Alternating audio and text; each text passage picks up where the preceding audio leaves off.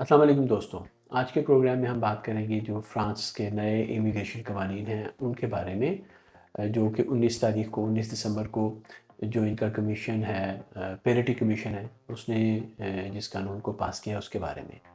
मैं सैयद अहमद जलाल travel dose के एक नए एपिसोड के साथ आपकी खिदमत में हाज़िर हूँ।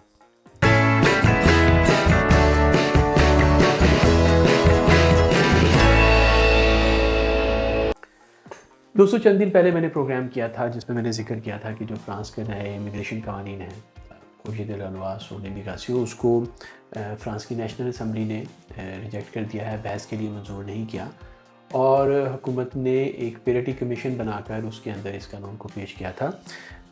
19 दिसंबर 2023 को इस कानून के ऊपर फैसला आया है पेरिटी कमीशन का और इसमें कुछ तरमीम के बाद उस कानून को पास कर दिया गया है। क्या ये कानून वाकई पास हो चुका है? इस कानून की क्या शराइत हैं? इस कानून में किस किस्म की तब्दीलियाँ आई हैं? इमिग्रेशन के जो कवानीन हैं, कार्ड से मुतल्लिका, रेजिडेंसी से मुतल्लिक, जो मेडिकल एड है उससे मुतल्लिक, जो फैमिली रीग्रुपिंग है उसके बारे में, और उसके साथ साथ और बहुत सारे तकरीबन कुछ 18 ऐसे मेजर इक़दामात हैं जो इस इमिग्रेशन कानून में लिए गए हैं। वो क्या हैं और क्या वो वाकई कानून बन चुके हैं, और अगर कानून बन चुके हैं तो वो कब से अप्लाई होंगे? ये सब बातें जो हैं लोगों के ज़हनों में ये सवालात गर्दिश कर रहे हैं।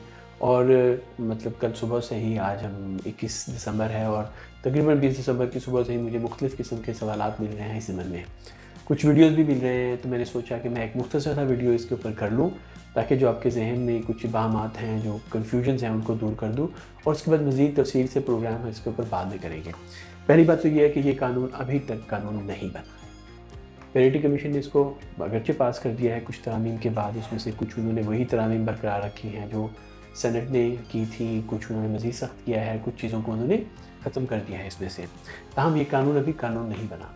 अब ये कौन सा ही कॉन्स्टिट्यूशनल, यानी आप कह सकते हैं कि जो कॉन्स्टिट्यूशनल कौंसल है उसके सामने ये पेश होगा। मज़ीद इसमें कुछ तरामीम आएंगी और उसके बाद फाइनली ये सदर के दस्तखत के लिए जाएगा और कानून बनेगा।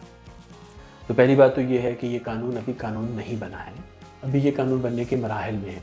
और उसके बाद उसमें से कौन सी तरामीम होती हैं, उसकी फ़ाइनल क्या शक्ल निकलती है, क्या फॉर्म होती है उसकी, ये जब कानून मुकम्मल तौर पर साइन हो जाएगा सदर का, तब हम कुछ कह सकेंगे इसके बारे में। टिकटॉक की कुछ वीडियोस मुझे दोस्तों ने शेयर किए मेरे साथ, कि जिसमें लोग कह रहे थे जी कि फ्रांस ने कार्ड या वो जो रेजिडेंसी होती है लोगों को इमिग्रेशन देने का फ़ैसला कर लिया है। बल्कि एक तो ये कह रहा था कि भाइयों जहाँ भी हो फ्रांस का रुख कर लो, यूरोप में कहीं भी हो। ऐसी कोई बात नहीं है अभी तक। और अगर वो जो कानून, अगर ये कानून इस शक्ल में, जिस शक्ल में पेरिटी कमीशन ने पास किया है, अगर इसी शक्ल में ही ये कानून बनता है तो उसमें भी कमोबेश आपको कम से कम फ्रांस में 3 साल गुजारने पड़ेंगे, जिनमें से 12 महीने आपने काम किया हो, तो तब आप पेपर्स अप्लाई कर सकते हैं। और उनमें वो भी कंडीशंस लागू होती हैं जो ऑलरेडी अप्लाई हो रही हैं, जिसको हम एडमिसियो एक्सेप्शनल और सुजूर कहते हैं। यानी कि गैर मामूली हालात में जो आपको रिहाइश कर दी जाती है, वो ऑलरेडी नवंबर 2012 से ये कानून अमल में है।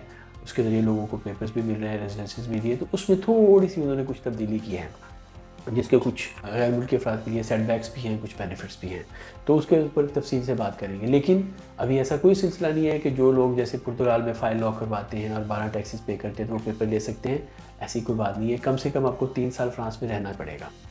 एड मेडिकल देता, यानी कि जो मेडिकल एड होती है सरकार की तरफ से, जिन लोगों के पास कोई पेपर्स नहीं होते हैं, उसको इस कानून ने पुरानी शक्ल में ही बरकरार रखा है। लोग अभी भी अगर 3 महीने से यहाँ पे हैं तो एड मेडिकल देता अप्लाई कर सकते हैं और सरकारी जो ख़र्च के ऊपर इलाज मुआवजा है वो हासिल कर सकते हैं। फैमिली रीग्रुपिंग के बारे में कुछ बातें जो हैं वो इसका कानून में उसमें कुछ तब्दीलियाँ लाई गई हैं।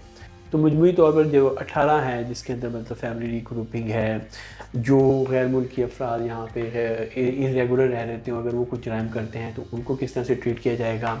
ऐसे लोग जिनको सज़ाएँ दी जाती हैं और उनको उसके बाद उनको डिपोर्ट किया जाना है या एक्सपल से किया जाना है फ्रांस से, उसके ऊपर कानून ये क्या कहेगा। असाइलम के हवाले से इसमें कुछ तब्दीलियाँ आई हैं। ख़ास तौर पर जो कमीशन है, को नासिब दुआ दजील है, जो कोर्ट फॉर असाइलम सीकर्स है, national court for asylum Sikar, उसमें जैसे पहले 3 जजेस होते थे, लेकिन अब एक ही जज हुआ करेगा। ये एक मेजर तब्दीली है। उसके क्या ایڈوانٹیجز اور ڈس ایڈوانٹیجز ہیں، اس کے بارے میں بھی ہم بات کریں گے آئندہ آنے والے پروگرام میں۔ نیشنلٹی کے حوالے سے کچھ تبدیلیاں اس قانون میں لائی گئی ہیں، تو مجموعی طور پر اس میں تبدیلیاں لائی گئی ہیں، اس قانون میں کچھ سختی لائی گئی ہے، کچھ جگہوں پہ نرمی لائی گئی ہے۔ تاہم پہلی بات تو یہ ہے کہ یہ قانون ابھی تک قانون نہیں بنا، جب قانون بن جائے گا تو ہم اس کے اوپر فرداً اس کے مختلف جو اقدامات ہیں ان کے اوپر علیحدہ سے پروگرام کریں گے۔ کسی کی بات پہ اس طرح سے کان نہ دھریے، آپ کو بہت ساری انفارمیشن غلط ٹک ٹاک سے ملے گی کہ امیگریشن کھل گئی ہے فرانس میں، یا کچھ ایسا کچھ اور ہو گیا ہے کہ فرانس نے دھڑا دھڑ پیپر دینا شروع کر دیے ہیں، یا فرانس نے لوگوں کو دھڑا دھڑ نکالنا شروع کر دیا ہے۔ ابھی تک جب تک یہ کانسٹیٹیوشنل سے یہ قانون پاس نہیں ہوتا، آگے صدر کے پاس دستخط کر کے نہیں جاتا، تب تک یہ قانون نہیں بنا ہے۔ اپنا بہت خیال رکھیے گا۔ آپ سے آئندہ پروگرام میں جلدی ملاقات ہوتی ہے، ایک دو دنوں میں نئی معلومات کے ساتھ۔ میں آپ سے اجازت چاہوں گا۔ اللہ حافظ۔